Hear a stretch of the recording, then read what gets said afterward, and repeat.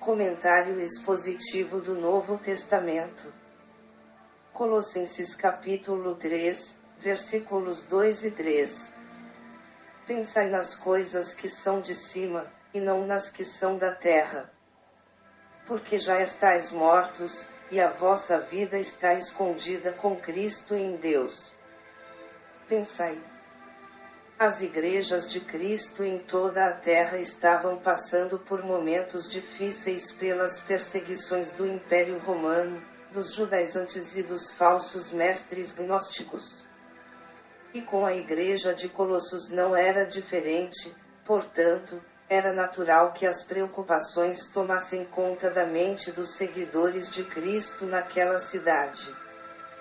Como o escritor tinha conhecimento de tais preocupações, ele procurou por meio desta carta, direcionar os pensamentos dos irmãos de Colossos para o que de fato era importante neste momento, que era justamente se ligar nas coisas de Deus.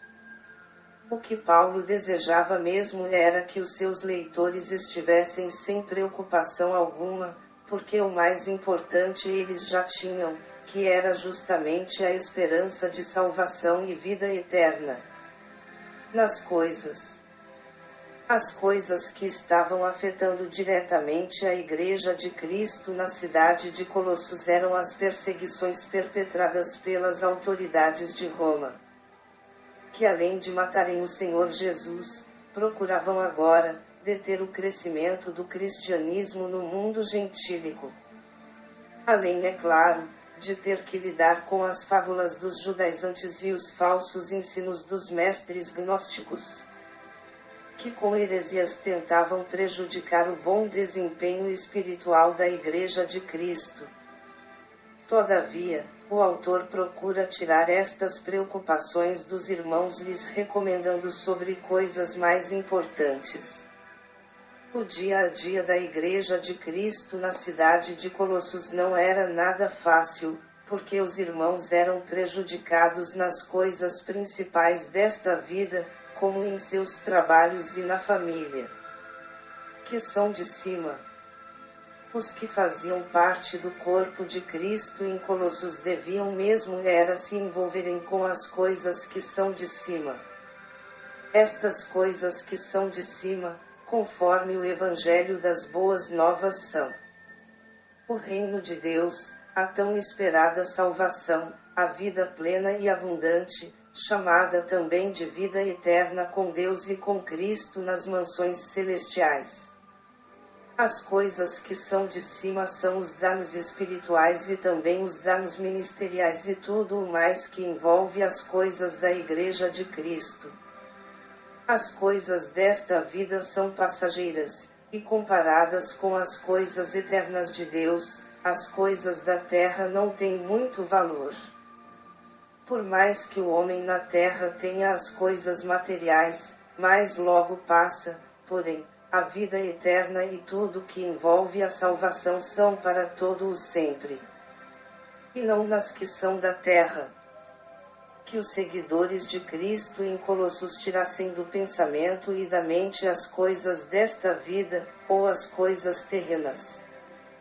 Como os problemas enfrentados com o Império Romano, os judaizantes, os falsos mestres gnósticos e os líderes das religiões naturais e místicas. Também não deviam se preocupar com os bens materiais que estavam sendo confiscados pelas autoridades romanas, porque o mais importante eles já tinham, que era a promessa de vida eterna. Quando Jesus falou que não tem como o homem servir a dois senhores, ele estava ensinando que ninguém pode servir ao mundo, às coisas materiais desta vida, e ao mesmo tempo servir ao reino de Deus.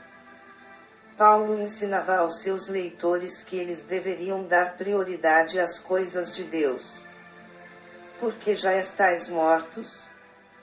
Mortos não para Deus nem nas coisas espirituais, mas sim, mortos para o mundo e para as coisas desta vida. Um verdadeiro seguidor do reino de Cristo vive no mundo, mas é como se não vivesse mais para os interesses desta vida. porque o seu alvo é alcançar os céus e buscar as coisas que são de cima.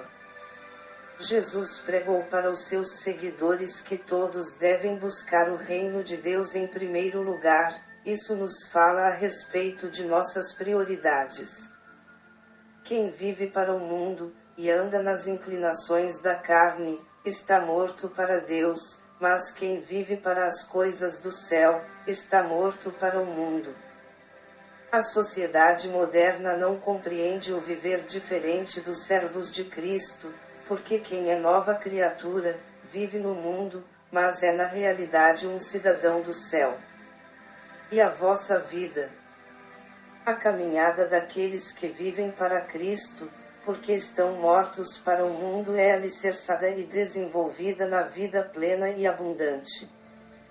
Quem tem a Cristo como Senhor e Salvador, sua vida não é temporal nem passageira, porque já desfruta da vida eterna, mesmo ainda estando na esfera terrena do mundo perecível. Quem já ressuscitou com Cristo, diz o Evangelho que ele foi revestido da imortalidade e absorvido pela incorruptibilidade.